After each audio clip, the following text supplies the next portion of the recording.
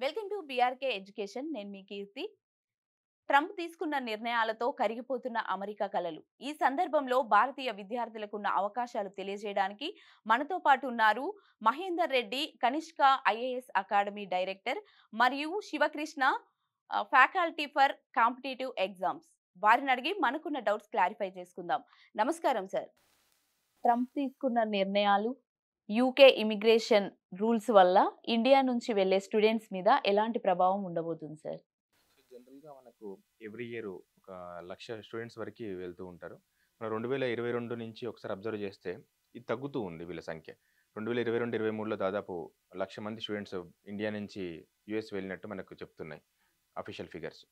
తర్వాత మనకు చూస్తే 2023, 24 చూస్తే కొంతవరకు తగ్గింది. ఇప్పుడు 60,000 మంది వరకు మాత్రమే వెళ్ళడం జరిగింది. సో ఇప్పుడు చూస్తే అది ఇంకా తగ్గే అవకాశాలైతే కనబడుతున్నాయి. దానికి మెయిన్ కారణం ఏంటి అనంటే ఇక్కడ ఆ యూఎస్ యొక్క ప్రొటెక్షనిస్ట్ పాలసీస్. అక్కడే ఆల్రెడీ ఎంప్లాయ్‌మెంట్ అనే ఆపర్చునిటీస్ అనేవి చాలా తక్కువగా ఉన్నాయి. అన్‌ఎంప్లాయ్‌మెంట్ రేటు పెరిగిపోతూ ఉంది. సో, ఇప్పుడు మన వాళ్ళు ఎళ్లి యాస్ స్టూడెంట్స్‌గా వెళ్తున్నారు అక్కడికి. బట్ వీళ్ళ మెయిన్ ఇంటెన్షన్ ఏంటి అంటే అక్కడే ఏదైనా ఒక జాబ్ చూసుకొని సెటిల్ అవ్వాలనేది వీళ్ళ మెయిన్ ఇంటెన్షన్. సో, వీళ్ళంతా అక్కడికెళ్లి అక్కడ ఏదో చిన్న చిన్న జాబ్స్ చేసుకుంటూ, తర్వాత వాళ్ళు ఒక కోర్సు కంప్లీట్ చేసి, లేదా ట్రైనింగ్ అవన్నీ కంప్లీట్ చేసి, తర్వాత పెద్ద జాబ్స్‌లోకి ఎళ్ళిపోదాం అనేది ఒక ప్లాన్ ప్రకారం వెళ్తున్నారు. కానీ ఇక్కడ ఏమవుతుందనంటే వాళ్ళ దగ్గర అన్‌ఎంప్లాయ్‌మెంట్ అనేది పెరిగిపోతుంది. సో, అక్కడ లోకల్ ఎవరైతే ఉన్నారో వాళ్ళకి జాబ్స్ దొరకట్లేదు. సో, దానివల్ల ఏమవుతుందంటే ఆటోమేటిక్‌గా గవర్నమెంట్ మీద కొంత వ్యతిరేకత అనేది వస్తుంది. సో, ఈ వ్యతిరేకత ఏదైతే ఉందో ఆ కార్డ్ మీదనే ఇప్పుడు ట్రంప్ ఎలక్ట్ అవ్వడం జరిగింది. సో, అగైన్ అమెరికా మళ్ళీ గ్రేట్ అనే ఒక కాన్సెప్ట్ తోటి ఇప్పుడు ఏమవుతుంది అనంటే లోకల్ వాళ్ళకి ఎంప్లాయ్‌మెంట్ ఆపర్చునిటీస్ ఉండాలి. ఇమ్మిగ్రెంట్స్ ఎవరైతే ఉన్నారో వాళ్ళని తగ్గించాలనే కాన్సెప్ట్‌లో ఇప్పుడు ఉన్నాయి. ఒక యూఎస్ఏ కాదు మనకు యూరోపియన్ కంట్రీస్ చూసుకున్నాం. రీసెంట్‌గా మనం చూస్తే యూకే గూడా అక్కడ ఏంటి అంటే ఇల్లీగల్‌గా ఎవరైతే వర్క్ చేస్తున్నారో వాళ్ళని రిటర్న్ పంపించేస్తూ ఉంది.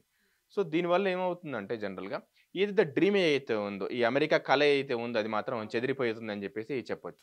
జనరల్‌గా ఇది ఒక మిడిల్ క్లాస్ వాళ్ళకి ముఖ్యంగా ఇదొక గొప్ప కల. అక్కడికెళ్ళి సెటిల్ అవ్వాలి. అక్కడ డాలర్స్‌ని ఎర్న్ జేయాలి. ఆ డాలర్స్‌ని ఇండియన్ రూపీస్‌లోకి మార్చి ఇక్కడ ఆస్తులు సంపాదించుకోవాలనేది ఒక కల. సో, ఈ కల అనేది జనరల్‌గా చెదిరిపోతూ ఉంది. సో, దీనికి సంబంధించి కూడా కొన్ని ప్రత్యామ్నాయాలు గూడా మనకు ఉన్నాయి మన ఇండియాలోనే. సో, అవి గూడా మనకు చాలా చాలా అవసరం. ఇలాంటి సిట్యుయేషన్‌లో, ఇలాంటి పాలిసీస్ తీసుకొస్తున్నప్పుడు యూఎస్ గానివ్వండి, లేకపోతే యూకే గానివ్వండి. సో, దానికి ప్రత్యామ్నాయంగా ఎలాంటి అవకాశాలున్నాయని వెతుక్కోవడం మాత్రం చాలా అవసరమైన సమయం ఇది. అంటే ఇప్పుడు స్టూడెంట్స్ అక్కడికెళ్ళడం మంచిదంటారా? వెళ్ళకుండా ఉండడమే బెటర్ అంటారా ఇంకా? ఇప్పుడున్న పరిస్థితుల్లో అయితే మాత్రం జనరల్‌గా అంటే వేరే వాళ్ళు ఇప్పుడు ఆల్టర్‌నేటివ్ ట్రంప్ ఇచ్చిన రూల్స్ ఏవైతే ఉన్నాయో అవి వీళ్ళు ఆహ్, ఫేస్ చేయగలుగుతారంటారా సార్ అక్కడికెళ్ళి? ఇప్పుడు మేడం ఒక స్టాటిస్టిక్స్ చూసుకుంటే రీసెంట్ స్టాటిస్టిక్స్ యూఎస్ స్టాటిస్టిక్స్ వాళ్ళ సంబంధించిన డేటాని చూసుకుంటే ప్రతి 100 మందిలో 86 మంది రిటర్న్ అవుతున్నారు.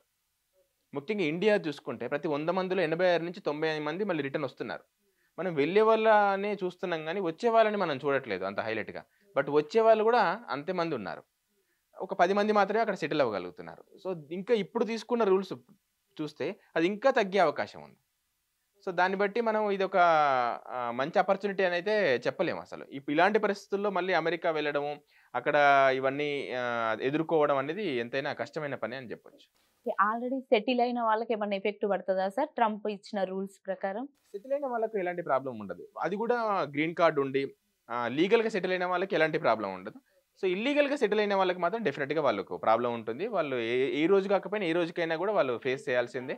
ఆ ఉన్నన్ని రోజులు గూడా వాళ్ళొక భయంతోని బ్రతకాల్సిందే. అది మాత్రం తప్పించుకోలేరు. ఓకే. అంటే ఇప్పుడు ఆల్రెడీ వెళ్లి 2, 3 ఇయర్స్ అవుతుంది. అంటే మిడిల్‌లో ఉన్నారు వాళ్ళ స్టడీ. వాళ్ళకి ఎలాంటి ఎఫెక్ట్ పడుతుందంటారు? 2, 3 ఇయర్స్ అంటే ఆల్రెడీ స్టడీ అయిపోయి ఉంటది వాళ్ళది. ఇది జనరల్‌గా 1 ½ ఇయర్ 1 ఇయర్ 8 మంత్స్‌లోనే కోర్స్ అయిపోతుంది ఇక్కడ. అయిపోయిన తర్వాత వీళ్ళు ఆహ్, ఇలా టైంలో మళ్ళీ ఇట్లా రిటర్న్ వచ్చుడంటే వాళ్ళకి ఇల్లీగల్‌గా ఉంటే మాత్రం ఎప్పటికైనా ప్రాబ్లమే. అది భయపడుతూ బ్రతకాల్సిందే. అది తప్పదు. లీగల్‌గా వెళ్తేనే అది పాసిబుల్ అవుతుంది అక్కడ ఉండడానికి. ఎలా వెళ్ళినా సార్ ఇప్పుడు వాళ్ళ స్టడీ అయిపోయిందక్కడ. కానీ వాళ్ళక్కడ సెటిల్ అయిదాం అనుకుంటున్నారు. ఈయన ఇప్పుడు రూల్స్ తెచ్చిన తర్వాత వాళ్ళిక్కడికి రావడానికైనా, అక్కడ ఉండడానికైనా ఇబ్బందే అంటారా? వీళ్ళ రూల్స్ ప్రకారం అంటున్నా. ఇక్కడికి రావడానికి ఎలాంటి ఇబ్బంది ఉండదు. స్టడీ అయిపోయింది కాబట్టి వాళ్ళు ఎందుకు అలో చేస్తున్నారు ఇక్కడ మీరు ఒక పాయింట్ అర్థం చేసుకోవాల్సింది ఏంటంటే అసలు అమెరికాకి వాళ్ళు ఎందుకు అలో చేస్తున్నారు? చదువుకోవడానికి మాత్రమే అలో చేస్తున్నారు. మీరు రండి మా దగ్గర జాబ్ చేయండి అని కాదు వాళ్ళు. ఓన్లీ చదువుకోవడానికి అలో చేస్తున్నారు. అది కూడా ఎందుకు? వాళ్ళ లాభం కోసం. మన లాభం కోసం కాదు. ఒక విద్యార్థి అమెరికా ఎళ్తున్నాడంటే ఈరోజు 45-50 లక్షలు తీసుకొని వెళ్తున్నాడు ఇండియా నుంచి. మన కరెన్సీ నుండి డాలర్‌లోకి మార్చి వాళ్ళ డాలర్స్‌లో అక్కడ ఖర్చు పెడుతున్నాం మనం. దానివల్ల ఎవరికి లాభం? అమెరికాకి లాభం.